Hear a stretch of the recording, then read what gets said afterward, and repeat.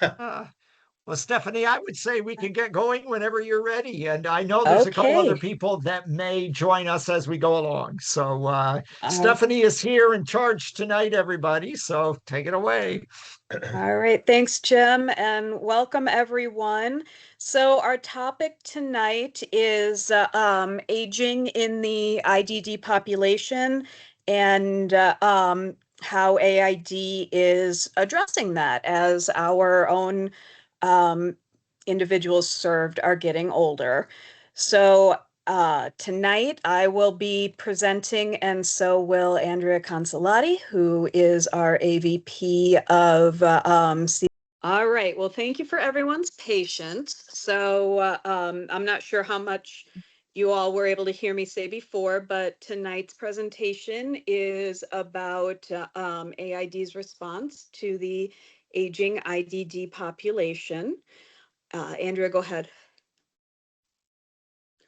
So what we're going to cover tonight is some basic facts about what's known about the population as they age, and then some key areas of need. And these are all from a an available UIC study.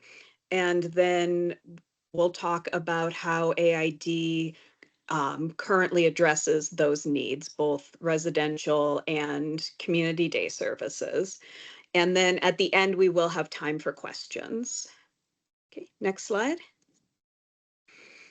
All right, so now more than ever, folks with IDD are living longer lives.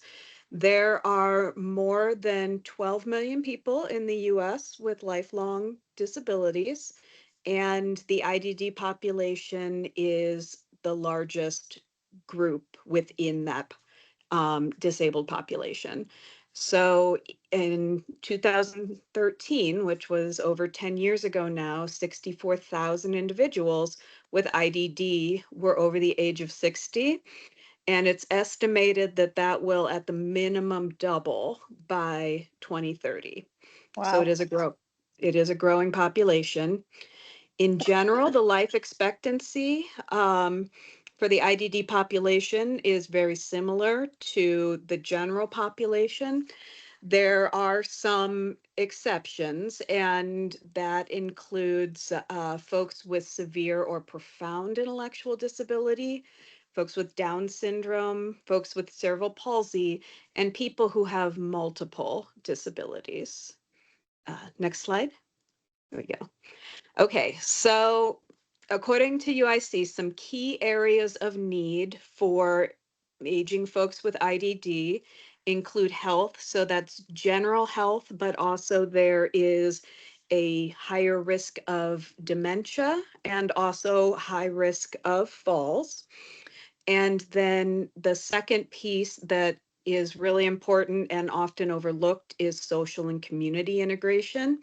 And that includes the ability to retire. And then finally, the end of life transition. So supporting an individual through the loss of peers and family as they age, and then supporting them through their own end of life transition. Andrea, thank you. So some health needs include monitoring health and cognitive function. And that also includes helping folks retain the function that they currently have, maximizing mobility, reducing the impact of chronic disease or dysfunction, and then hearing and vision care. So some particular challenges that this population faces include the lack of access to health care when they're younger, and this can be for a multitude of reasons, including um, a lot of our folks are still of the age where they were institutionalized when they were young. And the other thing that happens is just a lack of understanding among healthcare providers and a lack of access. So folks that have IDD, for the most part, are on Medicaid, which means that they don't have much choice of providers. And of those providers, there are not many that understand developmental disabilities. They also have very limited access to dental care, and that's another Medicaid issue. And as we know, oral health can affect the entire body, the entire system. And then finally, another challenge that's faced is that a lot of our folks have difficulty reporting symptoms. And so things go on longer than they would for someone who is not disabled merely because they can't tell us something's wrong, or it takes a while for us to be able to receive that communication. Okay, so for general health, some of the things that are happening in the IDD program are we have instituted these community health managers and community health supports. So both managers and DSPs that are tracking individual health needs. They are facilitating routine screenings as recommended by the physician, and they're assuring follow-up and specialist appointments are made. So this team is in charge of making sure that not only everybody gets to their annual physical, but then following that all the way through in terms of what that doctor recommends they have in terms of screening, and then also who they need to follow up with in terms of specialist physicians. We also employ a full-time dietitian that provides meal support.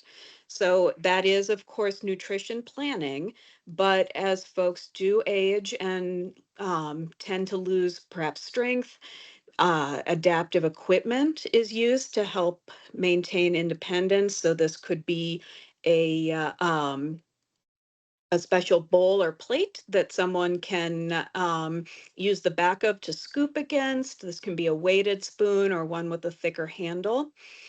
And then the diet itself can be modified as well. And this is normally to address swallowing issues. So, a soft diet or a mechanical soft diet, which is kind of, chunky, etc. And that is something that is guided by our dietitian once we have results from a speech pathologist. And then also helping us determine when nutrition supplements are needed. So as people age, they tend to have less appetite, they eat slower and they eat less. And so sometimes supplements such as Ensure need to be introduced to help them keep their calories up and help them get the nutrition and the protein they need. And then I know we've talked to this group before about Station MD, but one of the benefits of that, and this is the virtual urgent care, one of the benefits of that is that they do specialize in the IDD population. They are not accepting any clients outside of that population, and so they are hiring physicians that have an understanding of folks with IDD. Okay. For CDS services, some of the general health things that we're doing, we have piloted and are running some of the Health Matters programs in different locations. We are continuing to add locations to the repertoire that are doing this. We now have a life skills curriculum that's video based, that covers hygiene, cleaning, ADLs, safety. Fox Valley Special Rec just got that, so they're sharing it with us. We've been conducting the sexuality assessments, which also kind of ties into someone's overall general health. We educate and reinforce fire safety, weather safety, emergency responsiveness at the day program with our drills and the education around that. We encourage and promote physical activity and movement. So one of the STARS groups has a like step challenge. Keeler has the gym. A lot of them go to either the Vaughn Center or the Elgin Rec Center to walk laps. So we're definitely getting our steps in. Um, we provide mental and cognitive stimulation and we reduce the social isolation and increase peer interaction. So when they are at the day program, the they're engaging with other people and not just being isolated at home. And we also support the facilitation of clinics. So a lot of the time during day program is when all these clinics happen. So we support our folks in residential to be able to get a whole bunch of people through nursing assessments and eye clinics, flu clinics, podiatry. Sometimes the VNA comes. So that's another way that we can help with the general health. So the typical risk of dementia for people with IDD, there is an enhanced risk for people with Down syndrome due to premature aging and an overproduction of a protein in their brain, which is a key factor in Alzheimer's. I found this statistic very staggering that for people with Down syndrome, the overall lifetime risk of developing Alzheimer's is more than 90%. I just we've seen a lot of our folks have it, but I didn't realize that it was 90%. Um, as the lifetime expectancy increases for people with IDD, well, all people, but people with IDD, increase in dementia follows. Some of the diagnostic overshadowing is a lot of the time it's hard to determine if they have dementia based on their hearing or visual impairments that are already present, if they have mental health issues, or if they have baseline memory issues due to their cognitive and intellectual disability. It's very much hard to detect, and it oftentimes doesn't get diagnosed appropriately.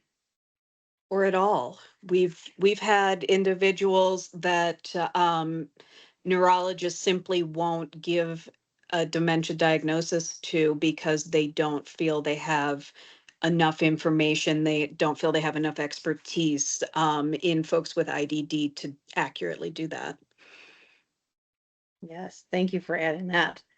Um, we do provide training for staff during webinars or in services. Um, a lot of what we do is restructuring the environment to keep it familiar, to avoid any major changes to the physical layout, um, and to put them in environments that are familiar to them. There's a lot of studies on the lighting and anything that creates like a shadow or something can be very scary to someone with dementia. So, not hanging all these decorations off the ceiling, even though they're very cute. Um, some people that is very scary to them. A lot of our sites have labels and visuals everywhere so that if they forget where something goes, they can easily look at the visual. Some rooms, depending on who is in there, have a reduced sensory overload or more quiet setting. And then we increase the direct support from the staff when we have people with a dementia diagnosis. And especially when we go in the community, uh, we take a much smaller ratio of people, usually 1 to 2, just for safety and to be able to support them at the level that they need. And then when this becomes, say we have someone in STARS and they're used to going in the community a lot, and their needs are changing and it's scary to them, or they're being resistant or unsuccessful, they do have an opportunity to change day programs that more align to their support needs. Okay, so The approach in the residential programs really kind of mirrors what they do in CDS. And so we also do a lot of environmental adaptations, visuals, and then making sure that they have very solid routines and that staff are familiar with those routines so that they can help them stay in them. In addition to that, just as with CDS, we make an effort to use familiar staff in the home. So particularly when we get more advanced dementia, we will develop a pool of people that, sorry, we'll develop a pool of people that, we rotate through instead of just bringing in um, subs from all over the agency. So we evaluate the environment and we make changes as needed while folks are still able to adapt. And so sometimes that means that we, move somebody into a downstairs bedroom. Sometimes that means that we can, if we can catch it in the correct window where we know that the dementia is beginning, but it's not too severe, and they are, for example, living in an apartment, we can sometimes move them to a more traditional SILA where they will be able to age in place for longer. But like I said, there's a very small window from when we realize it's necessary to when the dementia gets so severe that it would be too disturbing to them to be moved. So we also support folks through medical care and dementia medication. And then for staff training, we do general dementia training with staff, particularly those that are likely to work with individuals who may develop dementia. But in addition to that, we also do individualized trainings from the BCBAs to give staff proactive and reactive strategies for any challenging behaviors that come up. The BCBAs can also be very helpful in structuring the environment and making those environmental adaptations. So the other thing that is a risk, obviously, for all folks that are aging, but particularly for our IDD folks who may not have had the most stable gait to begin with, is mitigating fall risk. So we implement adaptive equipment and mobility supports. So this includes walkers, canes, wheelchairs, for mobility, and then also at times gait belts, and our staff are trained to use those. And then also environmental adaptation, so adding in grab bars, arranging furniture and reducing clutter so that there are clear paths, adjusting the size and height of beds, moving folks to one level residences so that they no longer have to go up and down stairs. And then also where we can, using lower vehicles so they're not climbing up into a van. And if that taller van is still needed, then implementing step stools so folks can safely step up instead of climbing in. So the next area that we're going to talk about is social and community integration needs. So it's important that folks, as they age, continue to live on their own terms. It's important that they are able to continue to feel that they add value to society. So not just that, hey, we took you out to the store, but that they have actual relationships and meaningful friends and family. And then finally, the opportunity to retire. And Andrea is going to talk a little bit more about that. Okay, for community day services, meeting as a team, if and when a decline or change are noted, we um, do a pretty darn good job of really, since we know the clients so well, um, any slight variation off of their baseline is caught pretty quickly. And we do then pull together the team to kind of figure out what do we need to do to help them be as independent and maintain their skills and still be able to go do the things that they want to do. Or maybe they don't want to do them anymore. We have a couple clients that they have said, I don't want to go out as much. You know, it's too hard. My legs hurt, that kind of stuff. We do see an increase in maladapted behaviors as people age sometimes. Sometimes we see a decrease. But our consultation with the BCBAs are really critical, and we have referred quite a few clients to the Collaborative Care Roundtable just for advisement. That's a committee that gets together um, and when someone's showing any signs of where we want to get extra feedback on how to meet them where they're at, or what can we do to make them more successful, or this person continues to keep falling. What do you guys advise? We send them to CCRT to get outside viewpoints and not just our own. And then So I just wanted to hop in and point out that this is an interdepartmental, whole agency committee. And so there are representatives from, all of the areas, including BH and crisis, so that you get fresh perspectives. And then they have an opportunity to change the supports to accommodate aging. And that really is, there's no um, canned version of things. It's really based on the individual and what they need and what they are wanting and choosing, and to keep them, like some of them want to just sleep. Well, we know that that's not always the best, right? So we have to find that balance of what is in their best interest, but also honoring their choices. And then for retirement, unfortunately, the state is very much behind in our current funding structure.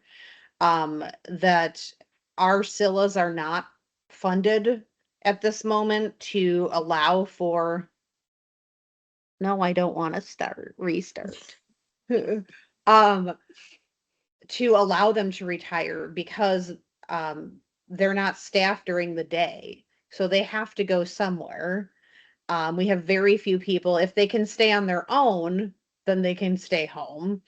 But we're really working towards honoring these choices. What we have done so far, we do have a few senior programs or honorary seniors programs where they're at a slower pace and the activity. So it might be, instead of changing activities every 15 to 30 minutes, they're changing every hour, or they have longer time to eat, or more time to get to and from places. I know our TAC 2 at home day program, when they go out, they don't take the whole group. They go 3 times to the same location, but they take 2 people at a time so that they can take the time to, not everybody moves at the same pace, and it's going to take a while to get through where they want to go and what they want to look at and what they want to do.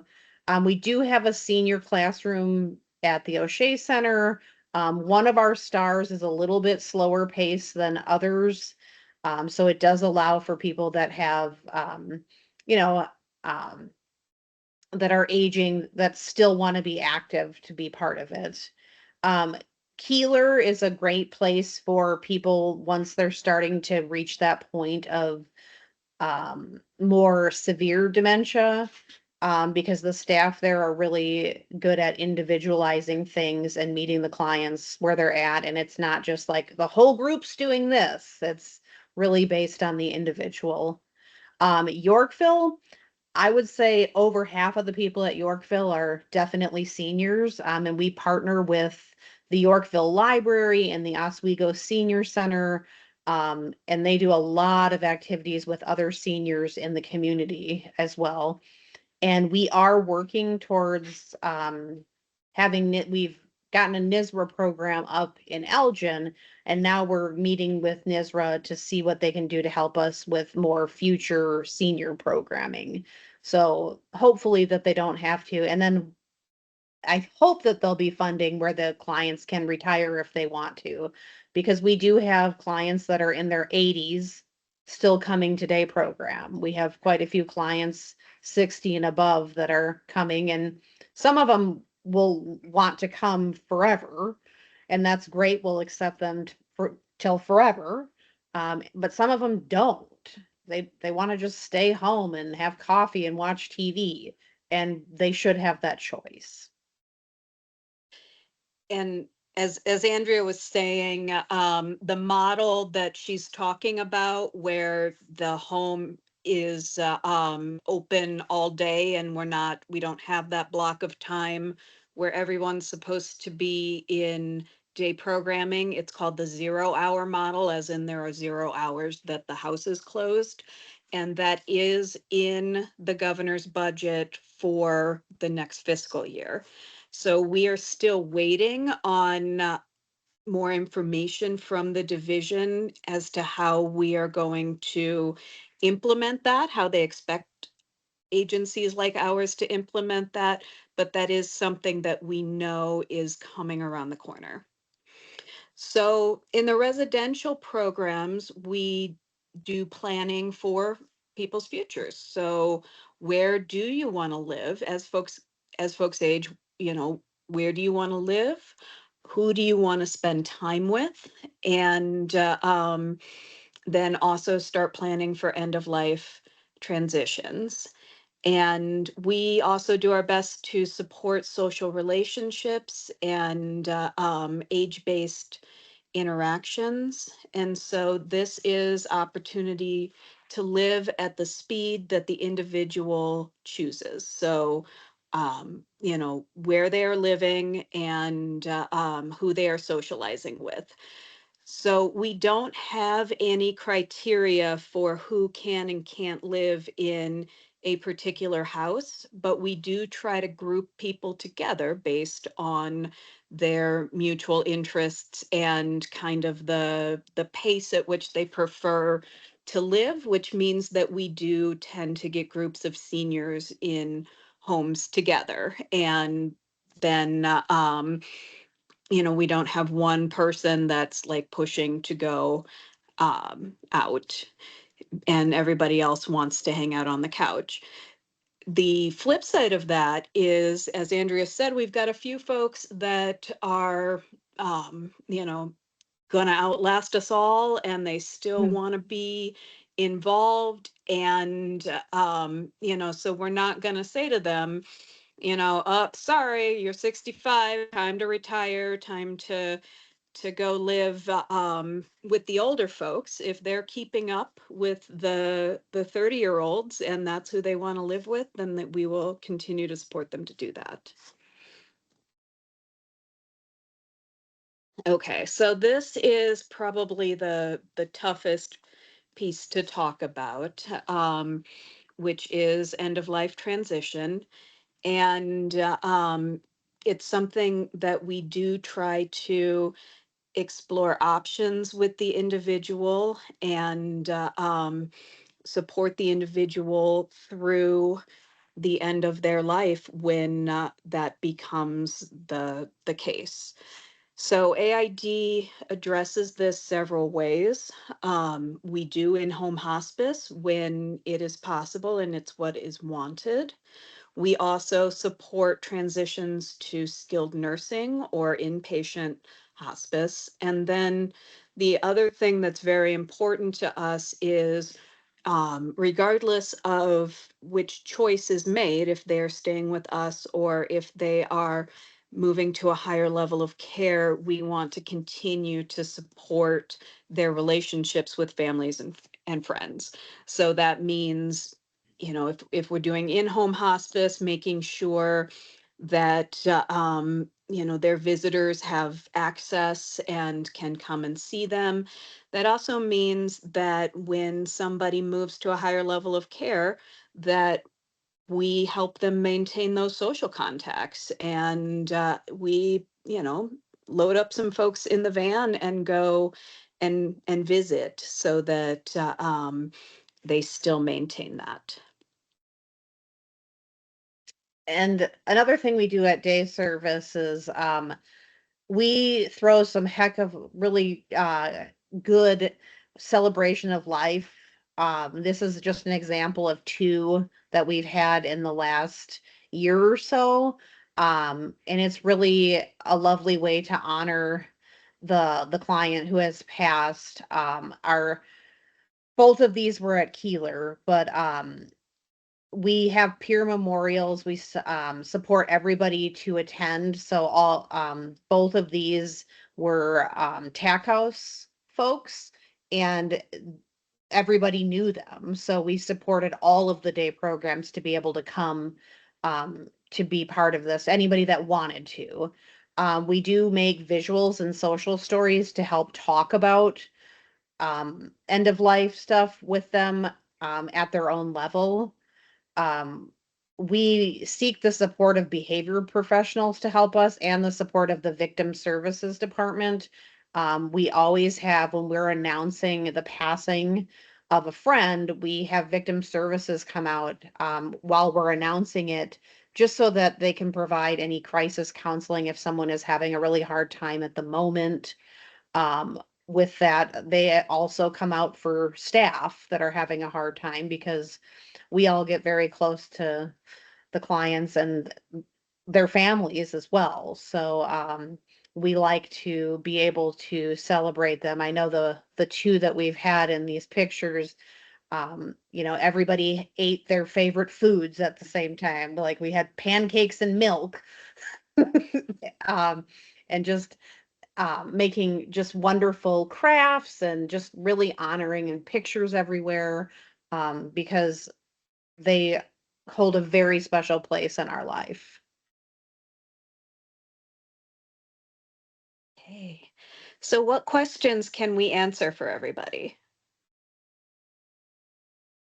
The one thing that I wanted to bring up is, yeah, you're talking about all of these individuals that are in their 60s and their 80s, but if you, walk around any of the buildings, you'll notice that a lot of times those in their 50s and 60s are more like people out in the community in their, 70s.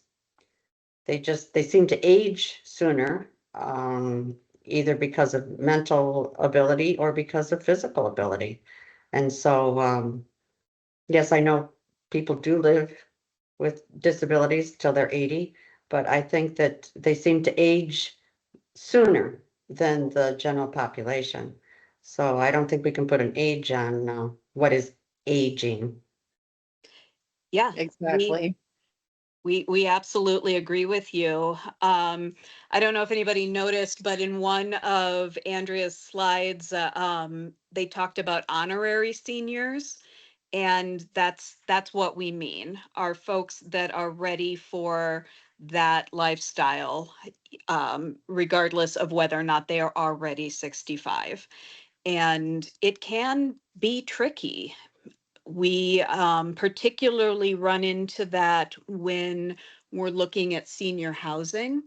There are a lot of affordable housing developments that are for folks that are 65 and older. And so we have people that we think would do really well in a situation like that, but they're not quote unquote qualified because they're too young. Well, we've seen that the last couple of years. Kim's been in rehab 3 times, and in each of the places it was, they didn't want to take her because she was too young. She's only 41, she's not going to get along with these people. After she's there a week, they said, oh boy, make sure if she's going in there to come back here again, because she gets along with these people better than anybody else. So Oh, gracious. Well, they can't have her. She has to keep coming back to us. So Bob and But Mary, they worry that people are not going to fit in because they're too young. But if they've got all of these disabilities, I don't know that they're not going to be in there playing loud music and dancing. I mean, Yeah. think about the clients we have. It's just not going to happen. But anyway. Yeah, it's a hurdle though, because you have to be 55 or you have to be 60 or you have to be 65. So it's a hurdle. yep, it can be tricky. Bob and Mary, did you have a question? I do. Two things, but I'm gonna respond to Ginny first. We have a friend that has a daughter in her, I think she just turned 20. And she regularly doctors at the Mayo Clinic in Rochester. And one of their doctors had recently told them about a study that is being done on how in the IDD world, there's, there's a spurt in aging Mm. for our children who are adults. There's a spot in there that for some reason there's an accelerated aging process, and they're studying that. So we'll have to watch for the results of that. And the question that I had was, what does BCBA stand for? Thank you. Oh, yeah, thank you. And I apologize. Sorry. We we are a field of alphabet soup, and sometimes we get desensitized to that. So BCBA stands for Board Certified Behavior Analyst. Oh, So those are the behavior therapists that work with our folks. okay. Okay, That's thank you. that's my biggest complaint. You speak alphabet and I don't understand alphabet. I have to fill in the blanks and then I guess wrong. I can't, it's hard. It's very hard. Well, thank you for the continuous reminders. We try to keep track of that, but if we slip up, please let us know, and we're happy to translate.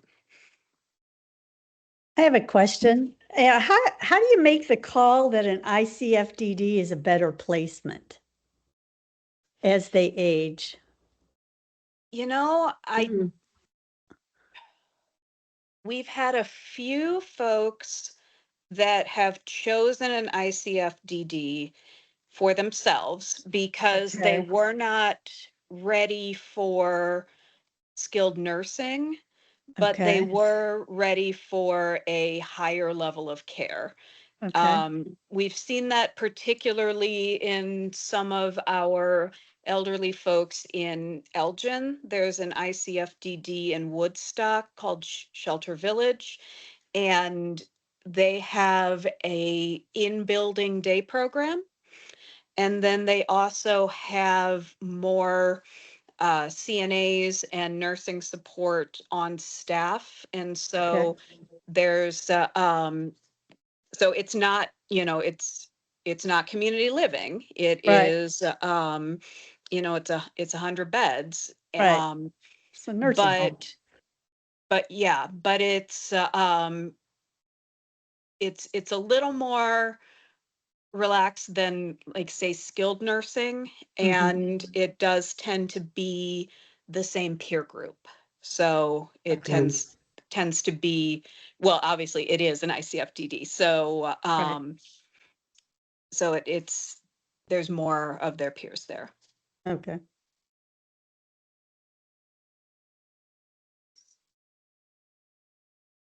So I have a question. If I understood you right, SILA homes do not get any funding for full-time staff all day long. So what happens when a SILA resident reaches a point where they need care during the day and maybe they can't go to their workshop or their community or something? What happens then? Good question. Well, then they stay at home and we staff them, and we will seek enhanced funding from the state. So there is a funding option for at-home day program.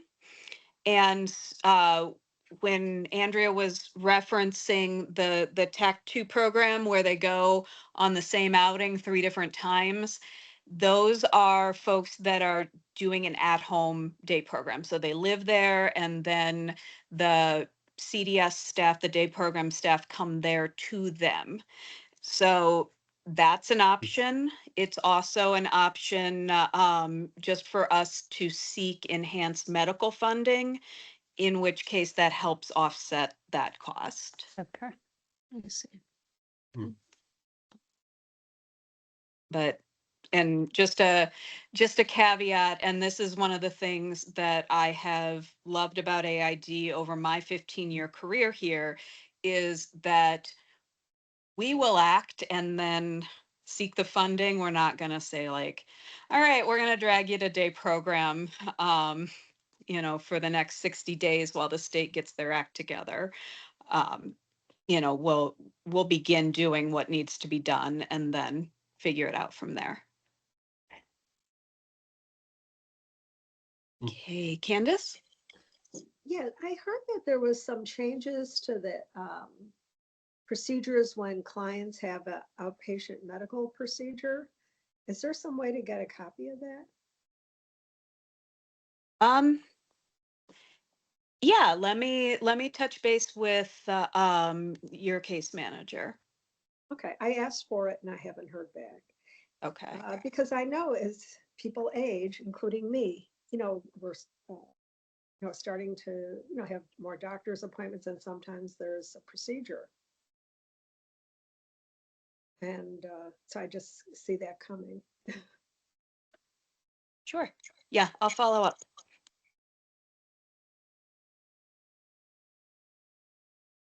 Stephanie, this is Jim. I've got 2 questions. Sure. One is, I'm thinking about the medical care planning that happens for the very end of life. So for most of us, we would have in place, a power of attorney for healthcare.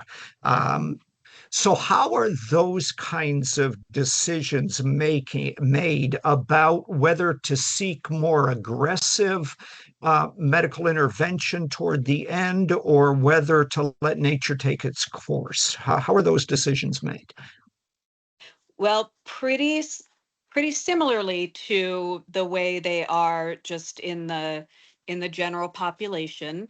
If the person is able to tell us what they want, then we honor that. And and we definitely have had situations where folks have been told, okay, you can have this surgery, and they will say, No, thank you. I don't want to go through that. And so we have honored that in those situations, but also quite a few of our folks do have guardians, or family members that have durable power of attorney. And in those cases, those family members are a big part of that decision. And it can be very, very difficult. And we've had many staff members that have, sat in hospital waiting rooms with family members to talk through with the hospital social worker, and help the family come to a decision that they're comfortable with. But ultimately, if the individual is not able to tell us what their wishes are, then we're going to defer to the family members that they've selected for that care. Right, for sure. Thank you. And I'm going to reach out to you related to that. My second question is, so I understand, sort of how you deal with, the loss of a peer. I'm wondering how staff are trained when an AID client loses a family member. And how are especially residential staff? I know that at David's previous residence, one of his housemates lost a family member.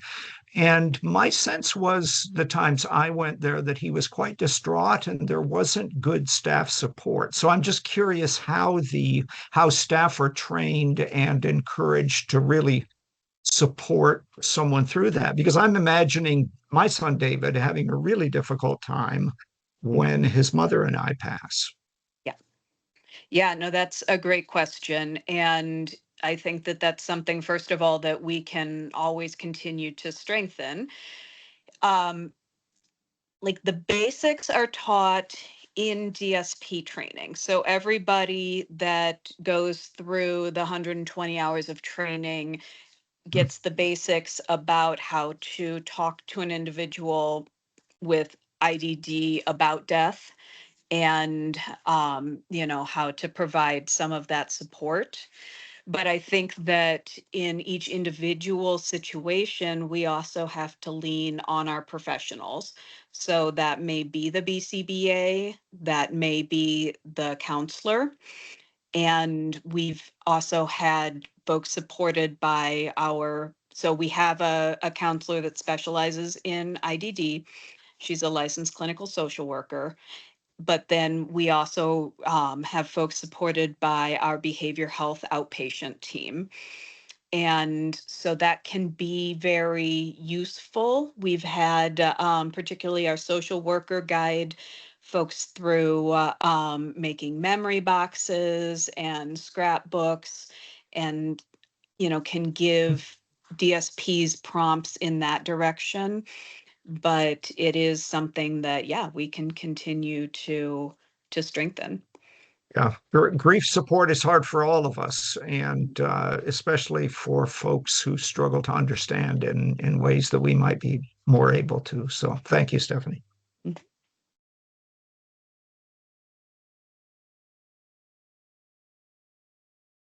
This has been very informative. All right, well, I'm so glad. I agree. Great topic. Great topic. Who knew? I mean, I didn't know I needed to know that, but yeah, I do. Thank you. Yeah. No, Well, it was that very was informative and and reassuring. well, and thank you to Gina and to Jim who both suggested that we present on this topic. So thank you. Well, and it's been very helpful. The thing is that, as our individuals age, so do we, so we can't do as much with them as we used to. So of course, we're relying more and more on AID. And as Jim said, if we go before they do, it's going to be very difficult for them. So, there's always the old adage that they tell you from the time you have a disabled child, they say to always pray that you live one day longer than your child. So Yep. we're still, praying that prayer, but that doesn't mean that that necessarily will happen. I have a question.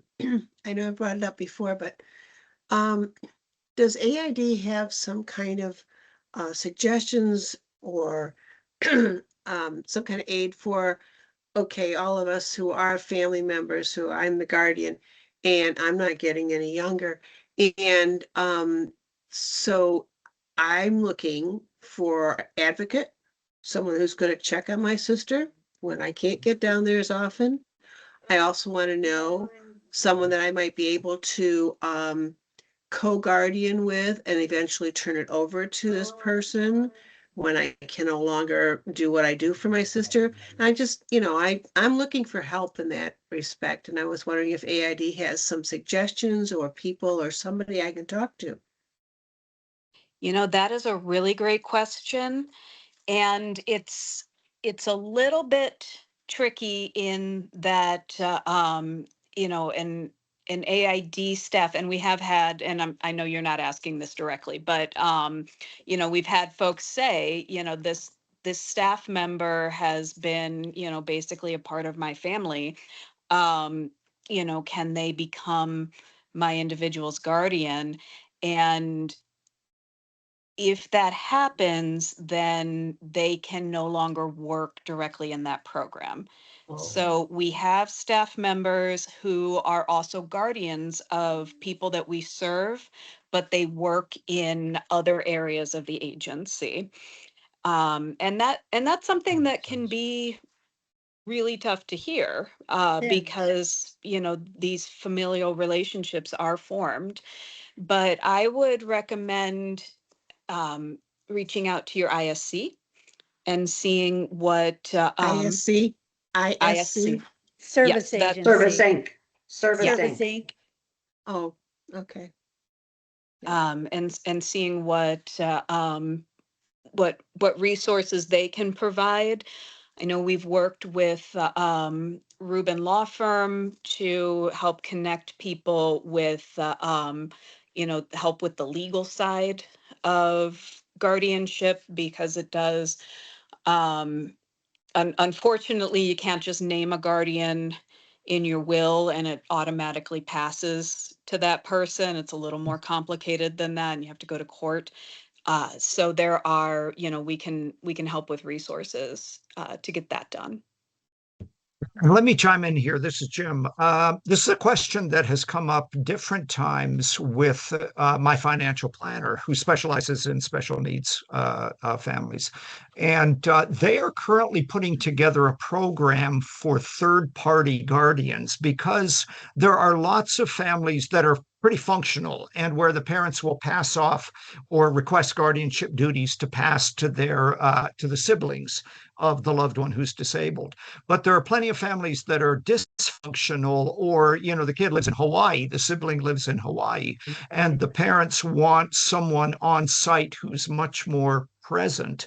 So there are those third-party guardianship or advocate programs out there. So Carol, send me an email and I'm happy to get you hooked up with, with someone who might be able to provide you more insight on that. Okay, Awesome. Okay. Thank you, Jim. thank you.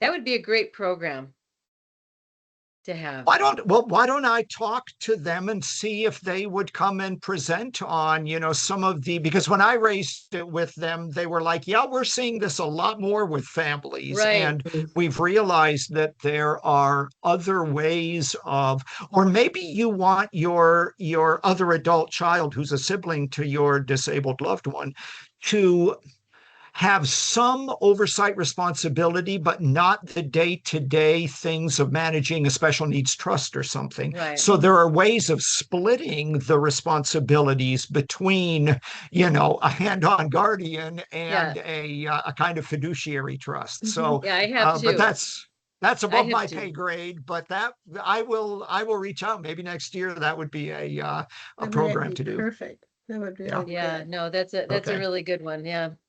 All right, I will. I'll make Because some it's inquiries. complicated, because I was told to have a letter of intent. It's more going to be like a booklet. It's gonna be a booklet, Indeed. not a letter. All right. But I'd like some other, other people's, like just I'm just gonna throw out this wild question just to kind of get you thinking. I have someone that's going to be a successor guardian that isn't a family member. So I want them to do the day to day or whatever, week to week kind of stuff, check in. Well, I got to reimburse them. So what is the rate? How am I going to do that? So I literally came up with a calculation. 3 times minimum wage at the time, and go with the general mileage. Whatever I didn't know what to come up with. Yeah.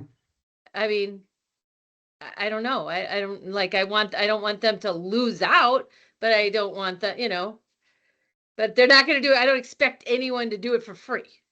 Right. Yeah. So I Yeah, don't and know. these third party agencies that often do it, they'll charge you $2,000 a year. It comes out of your estate or your child special needs trust or whatever to manage all of that stuff. And so No, that's more like $105 an hour.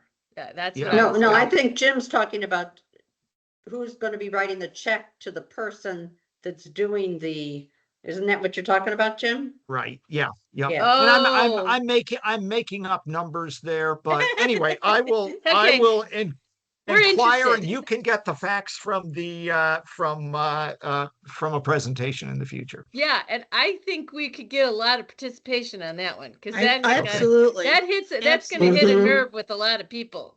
absolutely. Mhm. Yeah, well, just the whole question of, so we are driving the bus in terms of our adult children's care now, but when we are no longer able to do that, who do we hand the baton to? And there are lots of batons to be handed. And so that's where it can get complicated. So, okay, it's a good topic. Thank It's a you. great topic. And especially, even if you don't have any more family members, Mhm. there's even to do partial, Correct. Yeah. Yep. Yep. Yep. So then what is the workaround for that? Yep. Yeah. Thanks, Carol.